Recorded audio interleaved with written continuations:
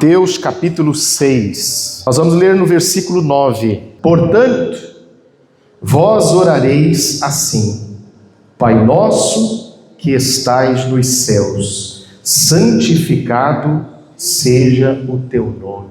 Então veja que Jesus nos ensina a chamar agora de Pai. Até então ninguém chamava ele de Pai. Quem apresentou o Deus Pai foi o Senhor Jesus. Por isso ele falava Pai, ele sempre falava meu Pai. E nos ensinou que a partir de então, ele não era mais Senhor somente. Ele não era somente o nosso Senhor e o nosso Deus. E que a partir de então, ele era Pai. Amém? E isso muda tudo. Porque quando nós entendemos que o relacionamento nosso com ele tem que ser de pai para filho, de filho para pai, isso muda tudo. Muda a maneira até de nós fazermos os nossos pedidos. Porque talvez até hoje você vem pedindo. Todo mundo aqui já fez pedido, você ora pedindo, né? Eu também faço isso. Só que quando o nosso entendimento se abre e a gente então entende que a partir de agora eu posso pedir para o Pai, que o meu relacionamento com Ele tem que ser de Pai, então isso melhora até na hora que eu for pedir. Porque qual é o pai, irmãos, que quer o pior para o filho? Quem aqui é pai ou mãe? Quem tem filhos? Então você sabe muito bem disso, aqueles que um dia terão também. Sabe muito bem disso. O filho tem intimidade com o pai. Então antigamente, na antiga aliança, no Velho Testamento, as pessoas se relacionavam com ele com medo. Por quê? Porque é o Senhor. E ele é o Senhor. Só que quem, então, mostra que a partir de então o nosso relacionamento não é mais só de Senhor e servo, Deus e servo, agora é pai e filho. Então esse relacionamento, ele melhora. A gente se sente mais à vontade de falar com o pai, porque qual é o pai que tem medo para falar com o filho? Só se esse pai for um carrasco. Mas o nosso Pai Celestial é um carrasco, sim ou não? Não. Então quando eu sei que Deus me ama, que o nosso Pai é um Pai de amor, então o meu relacionamento com Ele muda. Então a hora que eu for pedir, eu não estou pedindo só para o meu Deus, eu não estou pedindo só para o meu Senhor, eu estou pedindo para o meu Pai. E eu sei que o Pai me ama, como nós amamos os nossos filhos. E falando de nós, os nossos filhos não precisam ficar implorando as coisas para a gente. Então, quando eu entendo que Ele é o meu Pai, eu não preciso ficar implorando as coisas para Deus. Olha como muda tudo.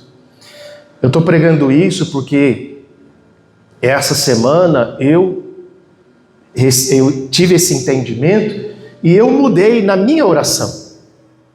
Às vezes a gente tem um costume, né? E não tem nenhum erro, você falar Senhor, meu Deus, não tem nenhum erro nisso. Só que eu procurei essa semana chamar Ele de Pai. E eu percebi que na minha oração eu fiquei muito mais à vontade.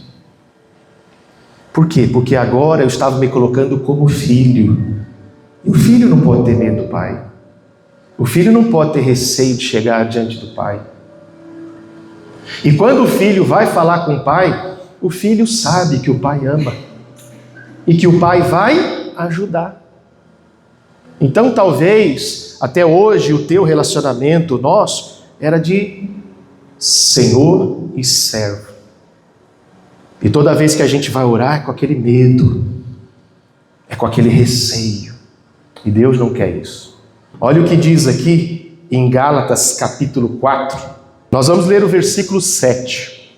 O apóstolo Paulo diz assim: assim que já não és mais o quê? Servo. Olha só, preste atenção. A gente tem que ler e prestar atenção no que estamos lendo. Assim que já não és mais servo, mas o quê? filho. Então olha aqui para mim, veja como o entendimento melhorou. A revelação aumentou. O relacionamento aumentou. Nós não somos mais simples servos. Mas é errado eu falar que eu sou um servo de Deus? Não. Só que eu sou mais do que servo. Nós somos filhos. Na antiga aliança, no Velho Testamento, ninguém era filho, ninguém tinha esse entendimento. Todo mundo era servo. Só que a partir do sacrifício de Jesus na cruz, da nova aliança, foi inaugurado, entenda bem a palavra que eu vou usar. Não está escrito assim na Bíblia, mas é para você entender. Então, a partir do sacrifício de Jesus na cruz, foi inaugurada uma nova era. Ou seja, um novo pacto, uma nova aliança. Da cruz para cá, nós nos tornamos o quê? Filhos. Então, esse pensamento que eu só sou um servo, esse pensamento era da antiga aliança, do Velho Testamento. Por isso que na nova aliança, Jesus disse, um novo mandamento vos dou. Irmãos, Jesus, quando ele veio, ele trouxe um novo ensinamento. Por isso que os religiosos daquela época não entendiam, ficavam bravos, não aceitavam. Foi até motivo da crucificação. É óbvio que ele tinha que ser crucificado, mas esse foi o motivo da raiva deles. Porque Jesus falava completamente contrário ao que a religião pregava. É como nos dias de hoje, as pessoas ficam furiosas quando nós pregamos o evangelho puro, o evangelho genuíno. Então Jesus, ele trouxe esse novo ensinamento, que agora ele é o nosso Pai. Agora voltando aqui para Gálatas capítulo 4, versículo 7, então ele diz, assim que já não és mais servo, mas filho. E o que ele diz agora? Se és filho, és também o quê? Herdeiro de Deus por Cristo. Então você é herdeiro. E o herdeiro não precisa ficar implorando para herdar algo. O herdeiro não precisa mais ficar mendigando para receber algo. Volto a falar, os seus filhos, desculpa essa expressão, é só para que você entenda, seus filhos precisam ficar mendigando algo para você? Não. Por que você está implorando por uma bênção? Se a Bíblia diz que você é herdeiro, o herdeiro não precisa implorar. Algum herdeiro precisa, entenda bem o que eu vou falar, irmãos, para não falar que eu estou falando contra. Mas para pensar desse entendimento. Herdeiro precisa fazer campanha para receber alguma coisa de Deus? Se é filho, se eu sou filho. Meus filhos não precisam fazer campanha para abrir a geladeira de casa, para mim dar alguma coisa para eles são filhos. Eles são filhos. Quando você for pedir algo, peça como filho. Ah, pastor, eu faço tanta campanha, faço tanto pedido, porque talvez você está fazendo campanha como um servo. Como somente uma pessoa, uma simples pessoa.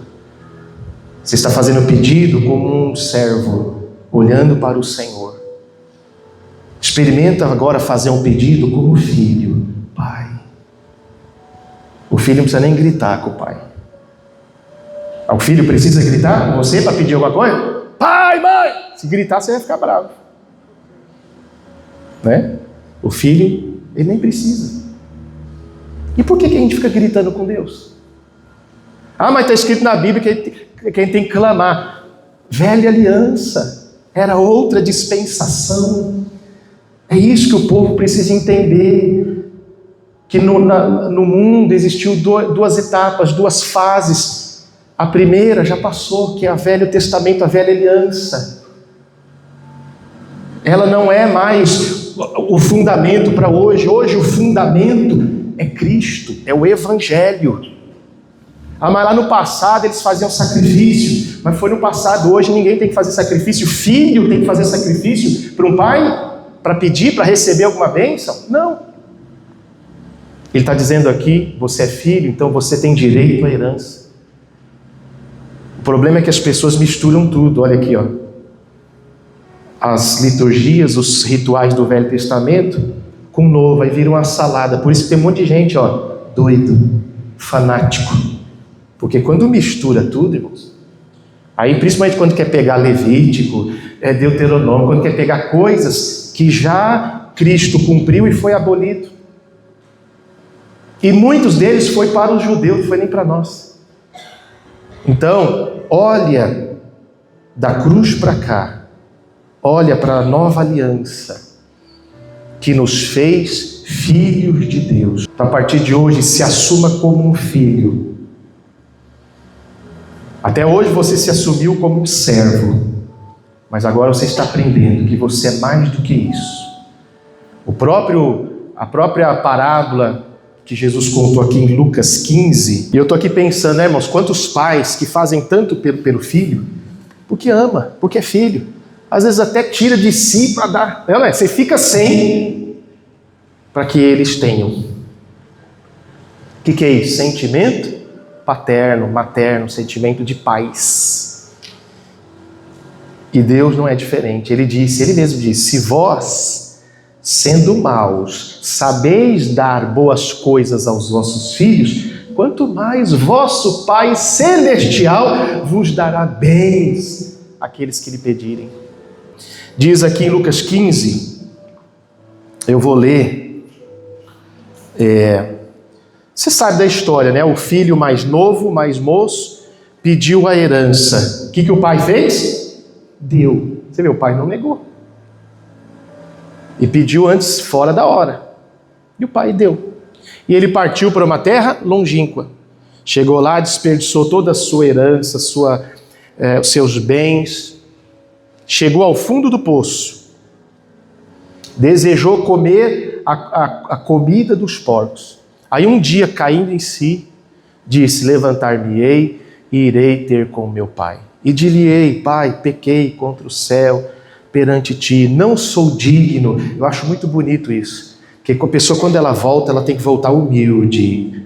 Às vezes as pessoas querem voltar por cima, né? É humilde, não sou digno de ser chamado teus trabalhadores. Não sou digno. Mas o pai é óbvio que pai, né? Pai é pai. Como é que o pai recebeu? Quando o filho estava vindo, o pai já estava com a cinta na mão? Apontando o dedo? Por que você fez isso? Não. Pai de verdade abraça, acolhe. E ele não deu um sermão para o filho. Às vezes nós fazemos isso com as pessoas que voltam da igreja. Irmãos, a pessoa se afastou, aconteceu alguma coisa, não importa o que aconteceu, quando voltar só temos que abraçar e acolher.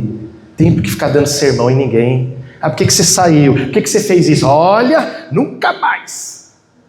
O pai não fez isso. Por isso que muita gente não volta na igreja, você sabia disso? É por causa desse apontado dedo. Tem muita gente que quer voltar e não volta por isso. A chegar lá, vão me ficar perguntando isso, aquilo. A pessoa se sente constrangido. Por isso que muita gente não volta. E quando aquele filho voltou, o pai só abraçou. E levantando-se foi para o seu pai. E quando ainda estava longe, viu o seu pai e moveu-se do quê? Íntima compaixão. E correndo, o pai correndo, fez o quê? Lançou-se ao pescoço e o beijou. Olha aí o pai. O filho fez um monte de coisa errada, mas não importa, o filho estava voltando para casa. O pai não falou nada, só o abraçou e o beijou. Alegria de ver o filho voltando. Por quê? Porque é pai. Versículo 25. E o seu filho mais velho, agora olha só, o filho mais velho, estava no campo, e quando veio e chegou perto de casa, ouviu a música e as danças, e chamando um dos servos, perguntou-lhe o que era aquilo. E ele lhe disse, veio teu irmão e teu pai matou o bezerro cevado, porque o recebeu são e salvo. Olha o que o filho mais velho fez. Versículo 28, mas ele se indignou, ao invés de ele se alegrar que o irmão estava voltando, ele se indignou. Versículo 29, mas respondendo ele, disse ao pai, olha o que o filho falou ao pai, eis que te sirvo, olha aí, servo, eis que te sirvo, ele era filho, mas se comportava como? Um servo. Eis que te sirvo há tantos anos, sem nunca transgredir o teu mandamento. e nunca me deste um cabrito para alegrar-me com os meus amigos. Vindo, porém, este teu filho... Ué, por que ele não chamou de irmão? Orgulhoso. É aquele crente orgulhoso, ciumento. Veja só, não era filho do mesmo pai? Ele não devia falar, vindo o meu irmão. Ele estava tão chateado que ele não considerava irmão. Mas isso é orgulho, né? Às vezes a gente não considera as pessoas como irmão, tudo orgulho. O pai estava falando, tudo que eu tenho é teu, por que você está bravo? Por que você está com ciúme? Por que você está chateado? Tudo que é meu é teu. É Deus, então, mostrando para nós que nós somos filhos, então somos herdeiros. Como lembra o caso, antes da gente terminar aqui, lembra o caso da mulher cananeia. Ela vinha rogando atrás de Jesus, porque a sua filha estava miseravelmente endemoniada. E Jesus não lhe respondeu palavra. Por quê? Aquela mulher não era israelita. E Jesus veio primeiro atender os filhos de Israel. Por isso ele disse para ela, não é bom tirar o pão, se referindo a ele, dos filhos e dar aos cachorrinhos. Chamou ela de cachorrinho. Mas o que ela disse? Sim, Senhor. Ela aceitou, porque ela sabia que ela não era israelita. E ela disse, sim, Senhor, mas até os cachorrinhos comem do quê? Das migalhas. Então ela estava recebendo o quê? Migalha. Como muitos crentes hoje vivem mendigando bênção, porque não entenderam que são filhos. E que filho não tem que mendigar bênção. Filho tem que tomar posse da herança. Amém? Naquela época, Jesus veio primeiro atender os filhos de Israel. Por isso que quando ele enviou a comissão dos discípulos, ele disse, ide às ovelhas perdidas da casa de Israel. Primeiro eram os israelitas. Depois as outras nações foram alcançadas como nós fomos alcançados. Os gentios. Nós fomos alcançados pelo evangelho da graça que Jesus deu ao apóstolo Paulo, que saiu pregando. Depois Paulo começou na Grécia, Roma, fora da nação de Israel, que são os gentios. Nós somos os gentios e fomos alcançados pelo evangelho da graça. Diga graças a Deus. Então, essa mensagem chegou até nós, mas a princípio era só para os judeus, só para Israel. Amém? E por isso Jesus tratou aquela mulher daquele jeito, por isso ele falou para ela daquele jeito. Não é bom tirar... Primeiro ele falou antes ele falou assim, eu não vim senão para as ovelhas perdidas da casa de Israel. E depois ele disse, não é bom tirar o pão dos filhos, em outras palavras, você ainda não é filha. Não é bom tirar o pão dos filhos e dá-lo aos cachorrinhos. E ela ainda... não sendo ainda daquela nação, mas ela teve fé, ela insistiu, ela implorou, e ela disse assim, tá bom, eu aceito as migalhas, porque é assim que aqueles que não são filhos vivem. Eu sei que é uma palavra forte, mas é a realidade. Enquanto a pessoa não entende que é um filho de Deus, vive de migalha. Por isso que vive fazendo jejum até ficar doente. Jesus nunca disse que tinha que fazer jejum para receber alguma bênção. Por isso que a pessoa vive fazendo campanhas atrás de campanhas e nunca recebe nada. Porque ainda não é filho, ou não assumiu a filiação. Aí fica como aquela mulher cananeia, tendo que implorar e comer das migalhas. Hoje, nós não temos que comer das migalhas. Paulo disse então, se és filho, és o quê? Herdeiro. Mude a mentalidade. Por isso o apóstolo Paulo disse em Romanos 12:2, não vos conformeis com este mundo, quer dizer, não pegue o molde do sistema desse mundo. E quando ele disse isso, ele não estava falando só do mundo daquela época, ele estava falando do mundo político, estava falando do mundo religioso, porque eles viviam no mundo religioso. Então não vos amoldeis ao sistema religioso que o judaísmo comandava, mas transformai-vos pela renovação do vosso entendimento, ou seja, a mente de Cristo. Depois ele falou que nós temos a mente de Cristo. O que é ter a mente de Cristo? É ter o entendimento do Evangelho de Jesus. não da religião antiga do judaísmo e do Velho Testamento. Mente de Cristo é evangelho. Amém, irmãos? E quando eu tenho a mente de Cristo, então eu entendo o evangelho, eu entendo a nova aliança, eu entendo que eu tenho que viver da cruz para cá, não da cruz para trás. Eu entendo que Ele me deu um novo mandamento, é um novo pacto, é uma nova aliança. E eu entendo que eu não sou mais servo, eu sou filho. E eu entendo que eu tenho direito à herança. Aí muda a maneira de pedir, muda a maneira de se comportar, a maneira de se relacionar com Deus. Amém? Você fica mais em paz, você fica mais tranquilo, você fica mais sossegado. Você pede, mas sabendo que o Pai concede. Amém? Então, finalizando aqui, ele lhe disse: veio teu irmão e teu pai matou o bezerro. O empregado falou, né? Do pai falou: veio teu irmão e teu pai matou o bezerro cevado, porque recebeu o são e salvo.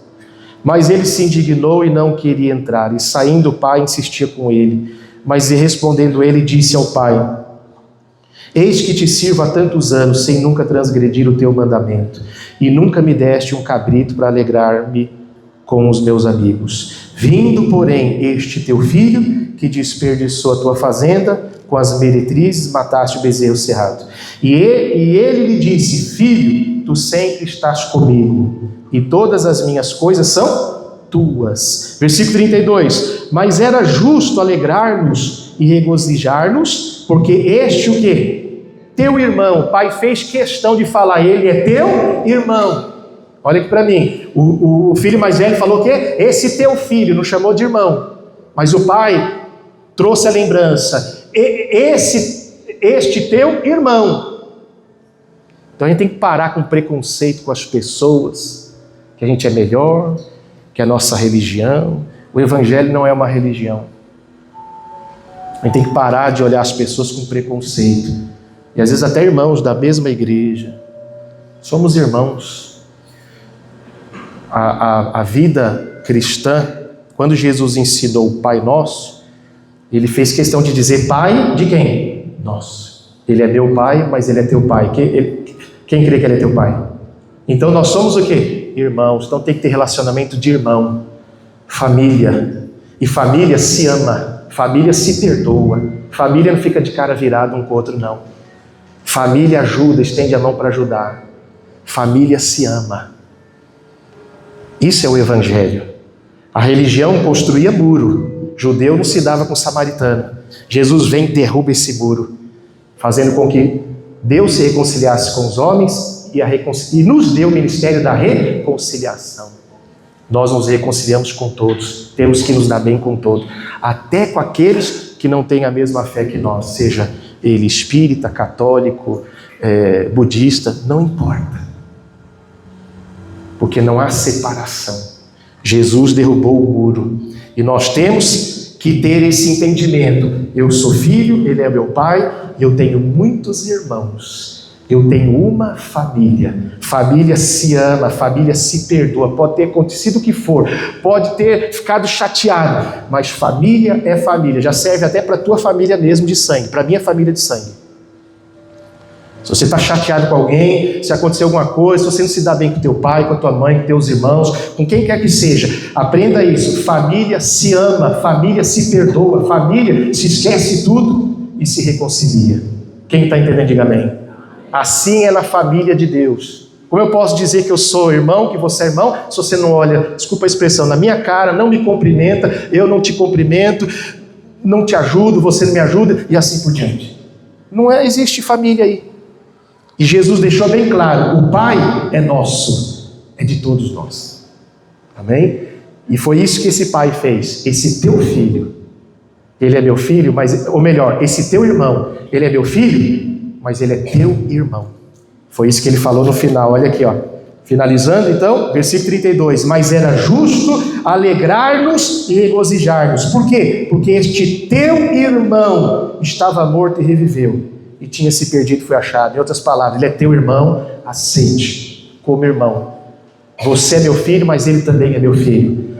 Você tem direito, ele também tem. Eu amo você, mas também amo ele. E assim por diante. Deus nos ama. Diga graças a Deus.